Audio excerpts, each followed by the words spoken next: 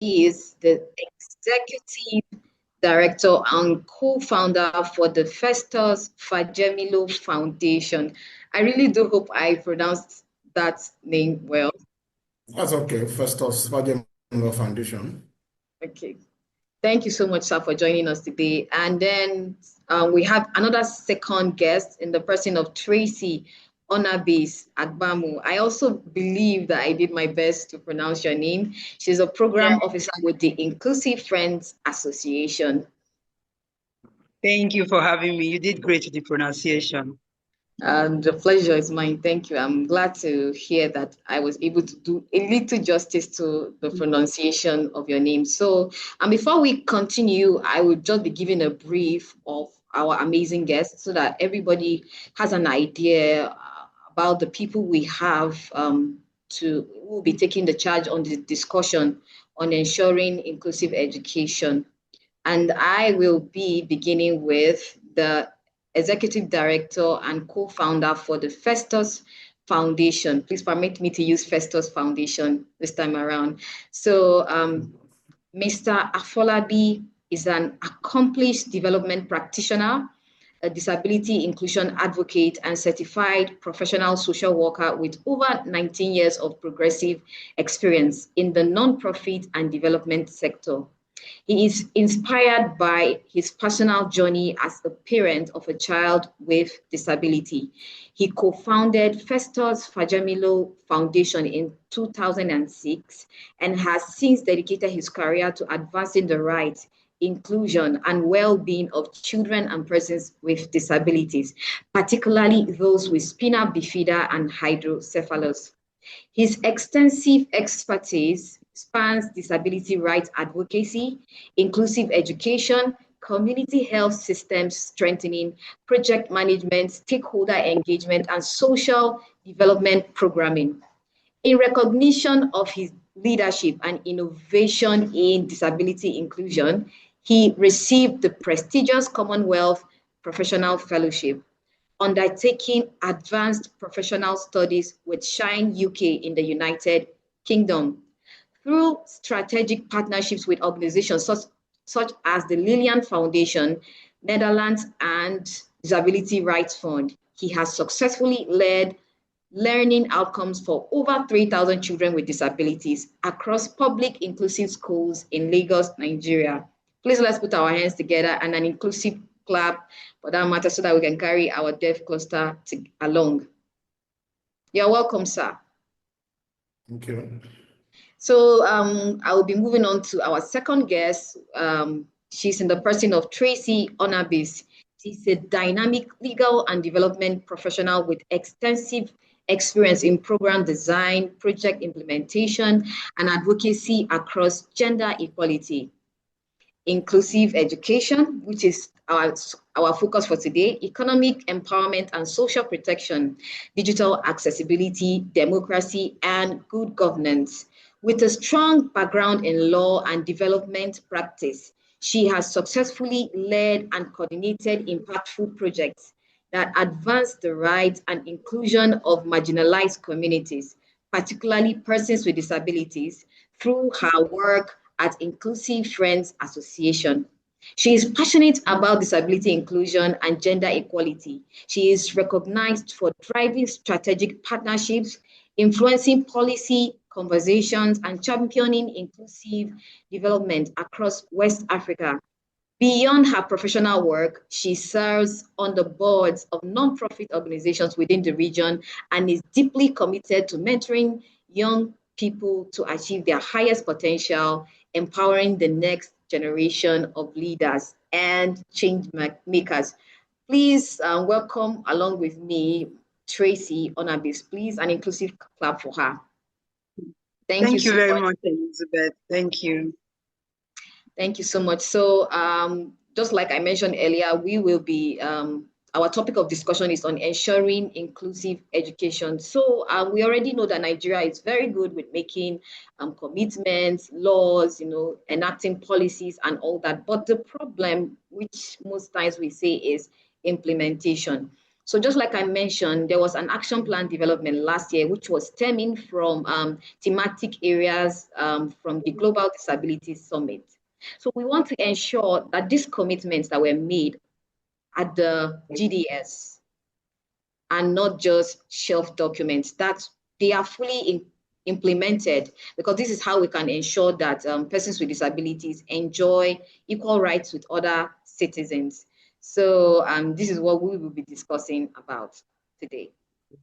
So if I am allowed to begin, I would like to start with Inclusive Friends Association, and I'll be asking a very important question. One I feel has the power to ensure that persons with disabilities, students with disabilities, children with disabilities are fully included in education, that they are not sidelined.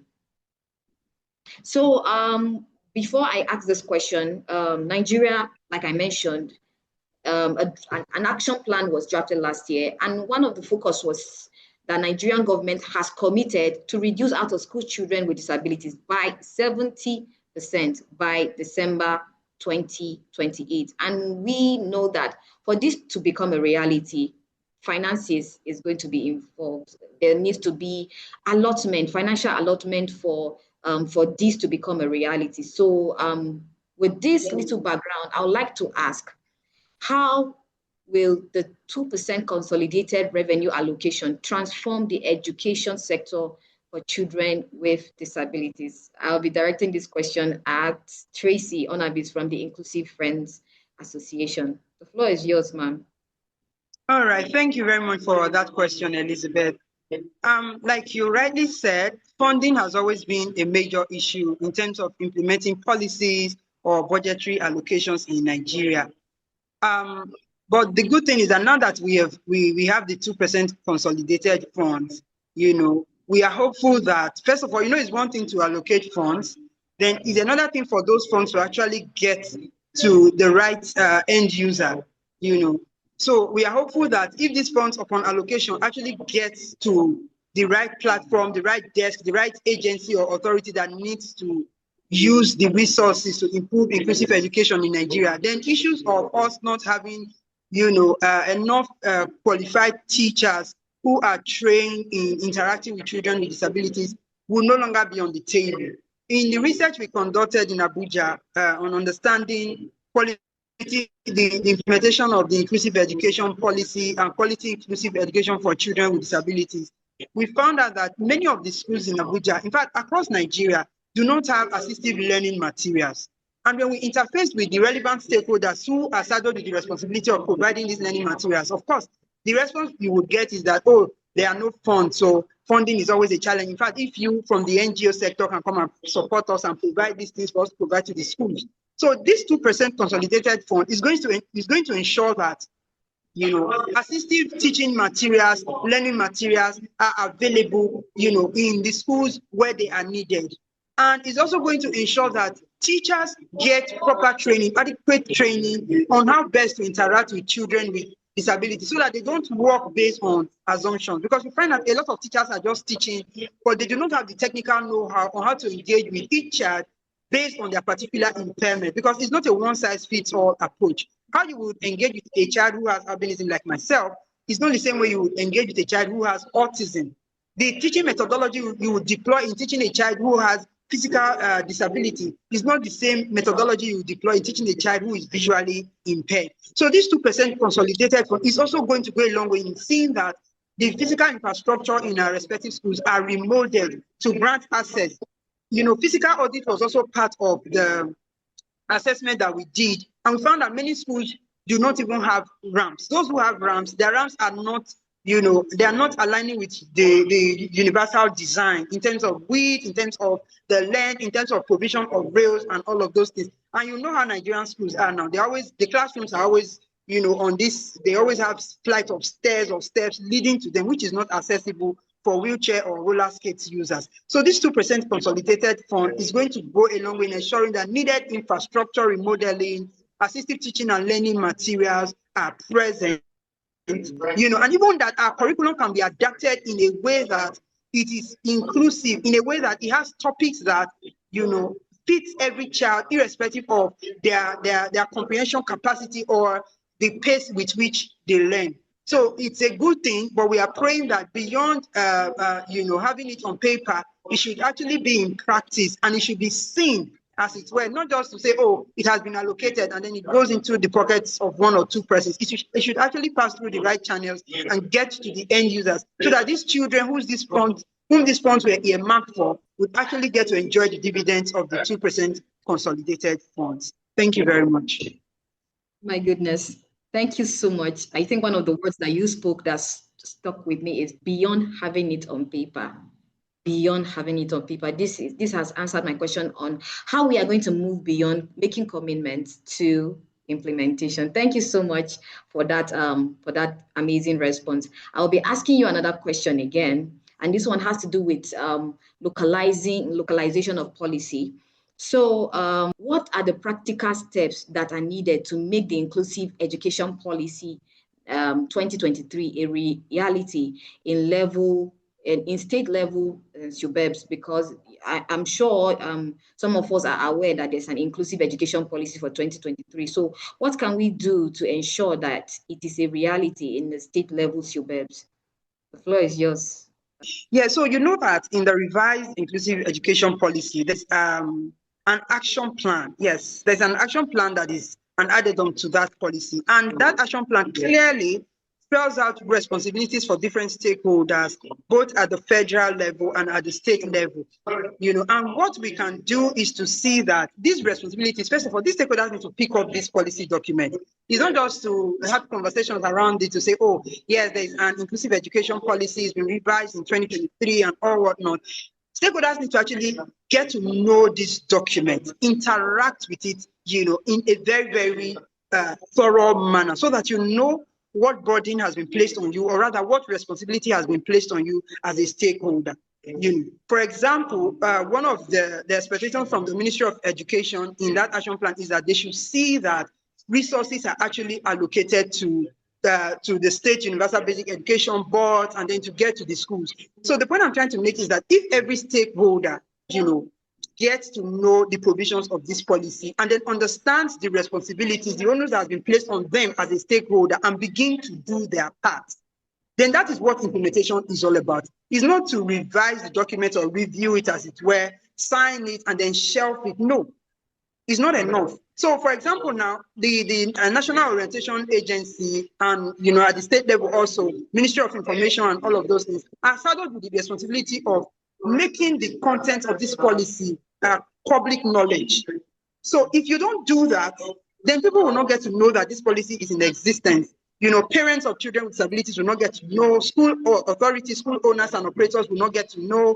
Even some key government stakeholders, like those that are in charge of budget and allocations, will not get to know that they are expected to allocate that 2% consolidated fund to make inclusive education work. So practical steps we can take is strengthening capacity of persons who are not yet aware of the provisions of this policy. On the one hand, our stakeholder pool is very light, because people have different. We have the right holders and the duty bearers, and all of these are stakeholders. So when they are now in the know, right, then other stakeholders who are saddled with the responsibility of, say, maybe strengthening capacity of teachers so as to effectively engage with children with disabilities, or like the NERDC, who has the responsibility of tweaking our curriculum to make sure that it's all inclusive. We actually need all hands on deck, and we need to do all of these things at the same time. Although some responsibilities may need to flow into each other, like a waterfall thing, wait for one thing to be done before you get to the next phase. But once it gets to you, let's not shy away from the responsibilities of what we are supposed to do. So practical steps is to strengthen capacity, build awareness. Once resources are available, let's do physical restructuring and remodeling to make our school premises accessible beyond the classroom, beyond curricular activities. Even our recreational facilities are not even accessible in a lot of places. So strengthening capacity across board, both for school authorities and operators, stakeholders within the government, relevant government NDAs, parents of children with disabilities, religious and traditional leaders, and the community systems. Of course, physical remodeling and restructuring of our schools cannot be overemphasized. And of course, acquiring and usage of assistive learning materials. Because for some subjects, you find that they are not being taught to some children based on their level of impairment, because the teachers assume that they will not be able to comprehend if they are using the regular teaching method. But if they have if they have materials that maybe have images in them that they can use to explain to these children, then of course the knowledge will be passed. So there's need for us to have assistive teaching and learning materials, and of course refresher courses for teachers who engage with these children. So these are practical steps that we must take at the state level to ensure that the inclusive education policy works. And a key thing we need to do also is monitoring of the processes. In fact, we need to start with a baseline survey. For example, how many out of school children with disabilities do we have? And this has to be disaggregated by cluster, by gender, by age, by location, and other intersecting factors. Then when you have this information, then of course, you can also need to do a baseline assessment to know how many schools are even accessible to a certain percentage. How many schools have ramps? How many schools have assistive teaching materials? How many schools have adequately or suitably qualified teachers that interact with these children? So when we have that at the baseline, then we cannot use that as a tool to monitor midterm and end term to now see the progress that we have made once we begin to do all of these practical things that I listed out earlier. Thank you. Thank you so much, Tracy. What an amazing contribution. And then you were outlining the practical ways we can ensure this. You mentioned strengthening capacity, building awareness, physical remodeling, and then refresher training, among other things you mentioned. Thank you so much. And I also believe that it is very, very important that we ensure that these national policies are domesticated in all the states, and they should have clear timelines for implementation. Thank you so much for this amazing yes. So we'll be moving over to Festus Foundation. So I would like to ask Mr. Festus a very important question. From the biography, we learned that you are a parent of a child with disabilities. So I believe that the next two questions I'll be asking, you'll be able to give us a very, very dynamic perspective to these questions. So I wanted to ask, there are we have many children with disabilities in rural areas, and they remain out of school simply because they lack basic assistive technologies that Tracy mentioned, such as braille machines, hearing aids, or specialized seating and other things. So I would like to ask, how can we improve the production of this and distribution of assistive learning devices in public schools in the rural areas? Thank you very much, Lizzie, and it's my great opportunity to be here. So the context we are looking at here is rural communities. Yes. And we know that over time, for instance, a number of projects that we have seen around of being implemented have happened mostly, in the semi-urban or urban areas. But for rural communities, a whole lot of work is still needed to be done. And for children with disabilities in rural communities, it's not that majority of them are out of school, not because they cannot learn, but because there are no enabling tools for them to function within the school system. It's either these tools are not available, inaccessible, and unaffordable for the families. And mostly at the rural areas, responses have been more of charity-based than right-based and systems-driven approach. So a whole lot of times you see government, individuals, societies, the treatment given to children with disability within the education system at rural level has been that of charity approach. And so if we must ensure adequate production and distribution of assistive devices at rural level, there must be that deliberate shift from this charity approach to right-based and system-driven action.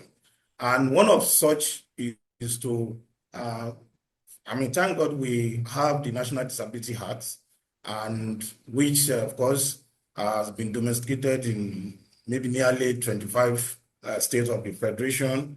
And so this legal instrument already have the provisions that guarantee the right of children with disability to education. So if we have enabling policies that prioritize, locally produced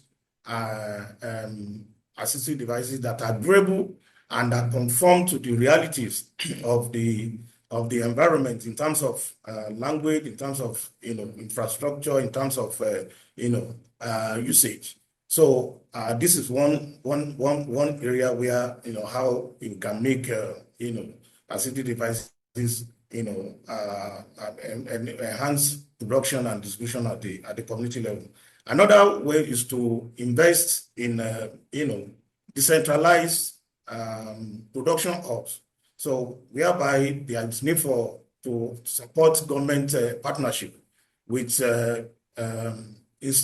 trade institutions like innovation centers, manufacturers, as well as persons, organizations of persons with disabilities, in such a way that it will ensure equitable distribution of these tools at the local level.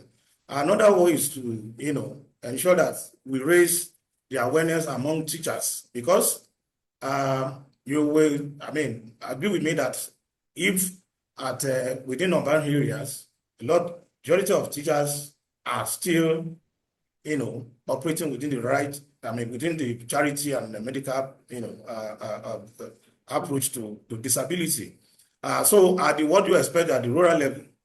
So we need to raise awareness among the teachers in these schools on how to be familiar with the usage of these, even when the tools are, available, and for them to be familiar and then be able to adapt that, to the classroom environment. One other way is also to build a reliable distribution system. All right. So whereas, for instance, there are various programs at the community level, like primary health outreach. You have community-based program services that are already ongoing. So you can integrate the distribution of these assistive devices into some of these existing services, and that way it will ensure that even the remotest part of the country, children with disability in those parts can be able to access some of these tools and be able to function within the school system. So of course we also need to institutionalize monitoring, evaluation, and accountability frameworks. Most of the times, even some of the disability agencies that we have seen at subnationals and development partners, societies, churches, religious bodies, many a times we give these tools, devices out. The only concern, the concern is always about the number that have been distributed. But again, how do we ensure that these are well monitored? How do we ensure that the impacts? Because if assistive devices have been provided, and then how do we measure the impact on that? Should translate to retention, school attendance, participation, among children with disabilities in those schools. And also we must involve persons with disabilities in this whole process, because a solution that is designed without people that are affected then always result into failure practice. So we need to ensure that right from the implementation and design, persons with disabilities are involved in this and the planning and then distribution of it.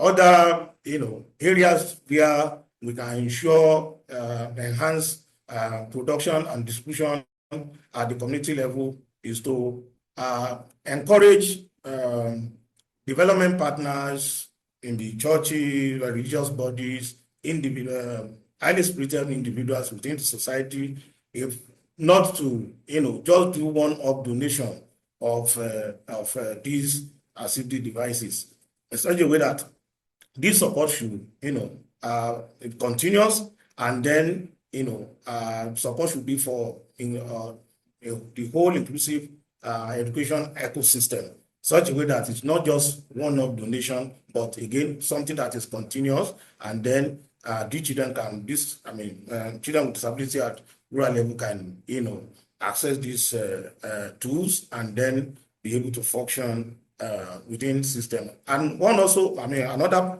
point is to ensure, ensure that, the capacity of teachers are strengthened in the way they are able to access, these children, because many a times, especially those with intellectual and developmental disabilities, are wrongly diagnosed, and then they are seen as if as uneducable, all right? Whereas it's because teachers lack the requisite skill and capacity to be able to, assess this teacher and be able to measure, how their abilities. So these are some of the ways we can ensure or enhance, production and distribution of assistive devices at a local level. Thank you so much, Mr. Festus, for this amazing contribution. You've helped us to better see how to move, this commitment away from a shelf document. And I think one of the things, or let me say two of the things you mentioned that struck my fancy is locally improved assistive devices. I mean, we cannot overemphasize the need for this. And then one thing you mentioned that beats almost everything you mentioned for me is about the M&E, institutionalizing M&E, tracking impact, because most times, of course, we go about implementing, but how do we even track how impactful this is? So for me, that is one very, very strong point I'm going to hold on to. So moving to the next question. It's still about this particular question focuses on teacher evolution. So what's one of the things we have in society? They always keep speaking about integration.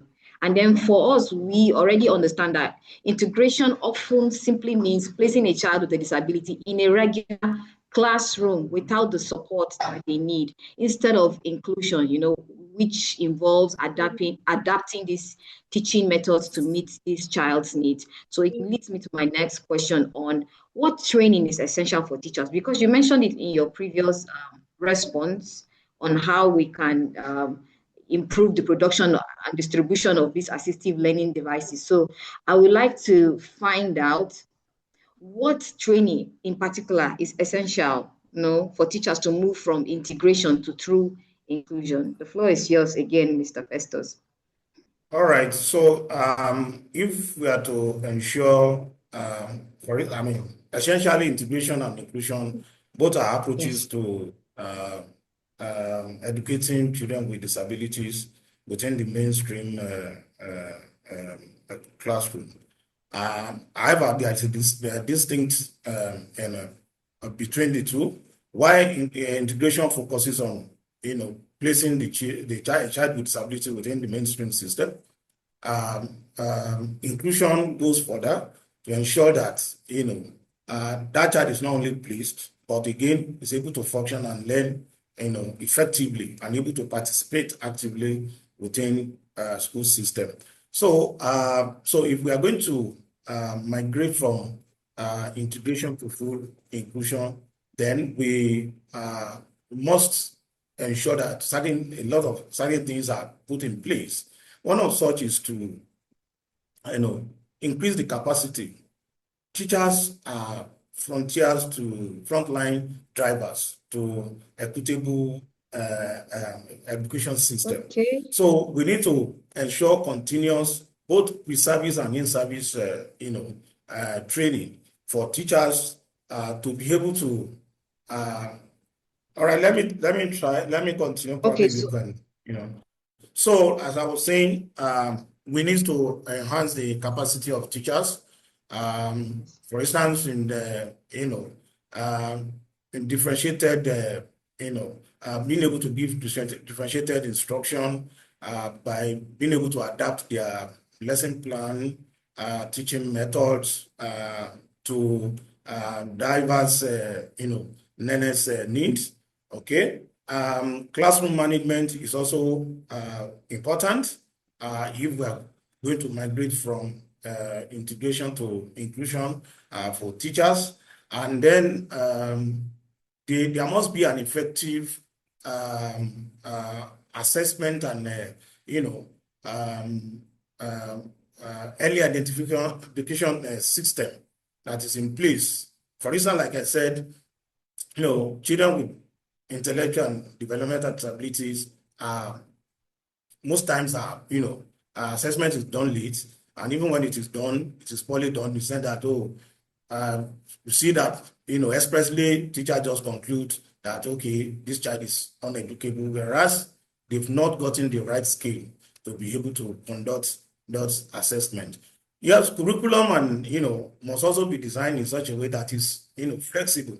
Because, for instance, children with intellectual and developmental disability cannot be placed side to side, cannot, be, rated based on what is known as standardized examination. So you need to be able to, be flexible in terms of they have to be rated in terms based on their, abilities, and they must be celebrated for every little, achievement that they make. So mental collaborations, between various stakeholders and support services is also important. For instance, you have a team of specialists that need to put together and that need to work on multidisciplinary team in a school system to ensure that and all these specialists need to be properly trained to be able to conduct what is known as individual educational plan, so that children with disability, especially those with intellectual disability, can function within the school system. So moving from integration to inclusion requires a whole lot of stakeholders engagement. All right, and then, like I said, you still need to disability awareness raising, and then teachers must shift from, especially in rural communities where majority of teachers still, like I keep emphasizing this because this is what we see on every day, basis, that, what happened at the local communities where, education for children with disabilities is like, and and that is even the in most states. For instance, in some of the work we have done in the past, what we still see being practiced is a sort of integration rather than inclusion. That is what is majorly available, across states in Nigeria. So, if we must move from from integration to inclusion, then there's also need for, a deliberate, adequate budgeting, to ensure that what is meant for inclusive education is spent and is not diverted. There is no, corruption, and then the leadership must, that perception of charity approach must, be shifted, and then a whole lot of advocacy on the part of civil society, advocates, disability advocates, the mainstream disability community like Jonapit, we all need to do a whole lot of work in this regard. Thank you. thank you so much for pouring out about how, the training, the essential training that's needed for teachers. And thank you so much for sharing. And speaking about adapting lesson plans is a very, very, very important thing. I'll go over to Tracy. I would like to hear her perspective on what tracking mechanisms that OPDs are required to use to ensure that the 2% fund, consolidated fund, is used transparently for its intended purpose. So just before she returns, I believe maybe she's experiencing a network glitch. I will go over to Mr. Festus. So still in line with our discussion on ensuring inclusive education, I wanted to ask you one last question, and this one has to do with, since you are always on the field, you are exposed to these children, you know their realities, and I would like to ask, how do we address the specific needs of children with intellectual and developmental disabilities within the public school system? How do we ensure this? All right, so thank you very much, Lizzie. Like I've mentioned before, children with intellectual disability learn in a different way, and this is because of their peculiarities. So, if we are to make them function within the school system, and what we have seen happen in most areas is that children with intellectual disability are, the stigma is more than, their peers with other forms of disabilities. They experience bullying, and there's a kind of low expectation in terms of within the school system about them. But of course, when we are talking about integration and inclusion, we cannot have a true inclusion without actually meeting the needs of all learners, including those with intellectual disability. So to make them function address their needs within the mainstream system, I did mention the other time that there is need for a form of sort of flexibility in terms of curriculum development, teaching methodology, and this is where training of teachers before pre and in service is very, very important, because they are a key driver in ensuring equitable education. So the curriculum needs to be flexible in such a way that it meets the needs of every learner with every learner. So including those with learning disabilities. So for instance, with their own case, they learn in a very structured and multi-sensory approach, step by step approach, and most cases one-on-one, right? And then with a lot of visual aids, and then you keep positive reinforcement. So you have to celebrate them for every little achievement that is made. And also, there's need for a whole lot of multidisciplinary team within the school system, because the very first thing that is needed for children with intellectual disability is the individual educational plan. So if once that is missing, and the assessment has to be thorough, and all the specialists that are supposed to be on the team are supposed to be done.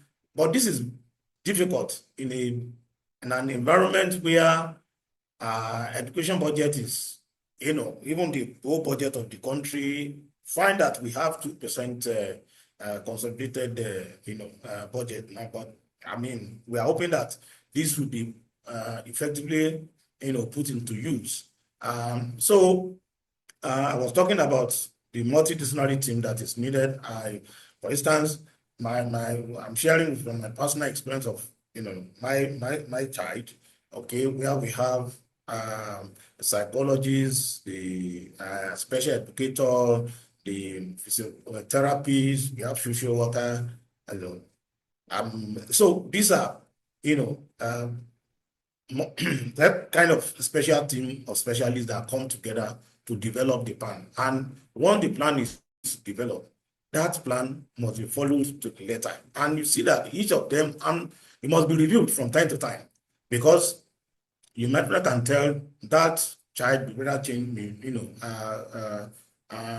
performance and behavior may change over time, and because that is where out they are made. So a multidisciplinary team that is well equipped with up-to-date knowledge, very key in system. I've spoken about the curriculum being made to be flexible, and then we need to raise awareness among, especially we are talking within the local context here, the rural community.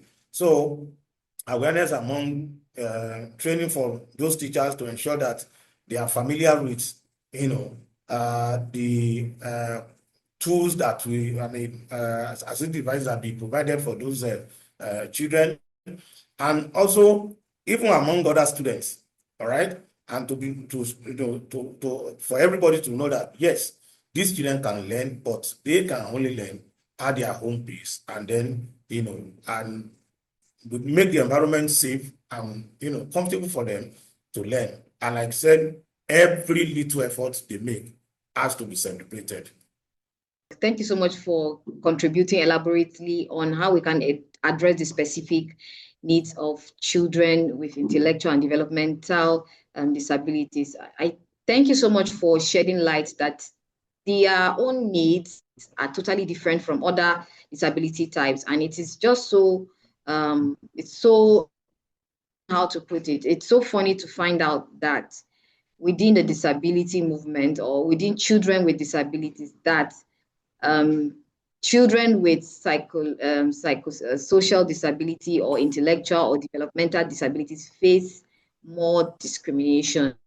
And we're really hoping that awareness is able to take care of this, so that this reality, at least we need to start from somewhere, right?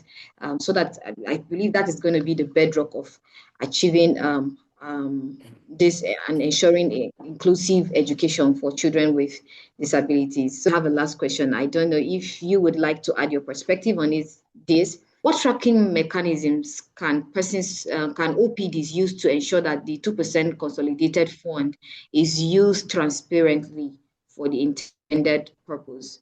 Yes, my own understanding is to ensure that this 2% consolidated budget is well utilized. There is need for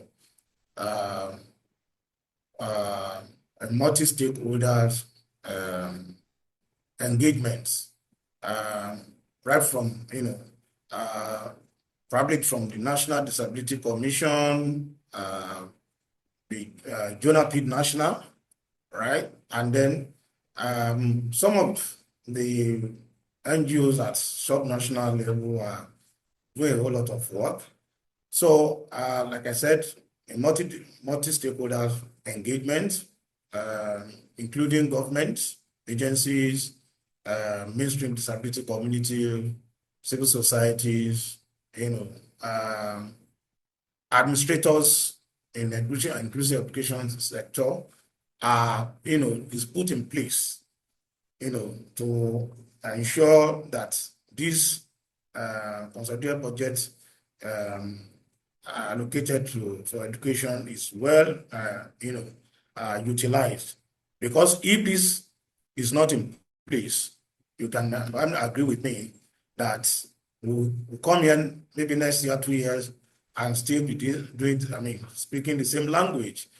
In the sense that what we have seen happen over time is diversion of money, corruption, misplacement, application of fund, all right? And, especially with, politicians that will just dip hand into, we have seen it happen in some states, and that money that's meant for disability community are, diverted, misused. So essentially what I'm trying to come up with here is a multi-stakeholder, engagement that involve all relevant,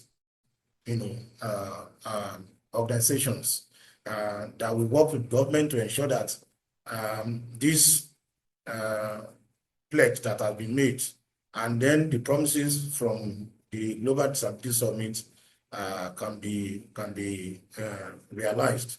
So a multi-stakeholder engagement is necessary to put in place to ensure that this money, this body is not well misapplied or diverted. Thank you so much, and thank you, everyone. And thank you so much. Sorry, I experienced a little network glitch. That's why it took me quite a little while to respond to you. Thank you so much for mentioning how we can track and ensure that this fund is used for its intended purpose. And I just wanted to add that we can track this flow, of the 2% consolidated from directly from the treasury to the actual classroom. I think, yes, when the money is released, yes, we are going to be following up to ensure that it's actually getting to the grassroots, it's getting to the very bottom at where it is needed. If we do this, and I believe that this is the responsibility of OPDs, and we can, with this tracking from when this fund is being disbursed, this is one of the ways we can prevent the diversion of funds and ensure that the investment leads to measurable improvements in the lives of children with disabilities. So thank you so much, sir, for joining. Permit me to say, Elizabeth, that in tracking this money, like you have mentioned, this money can be tracked right from treasury to the classroom, even to the local, that very remotest environment place.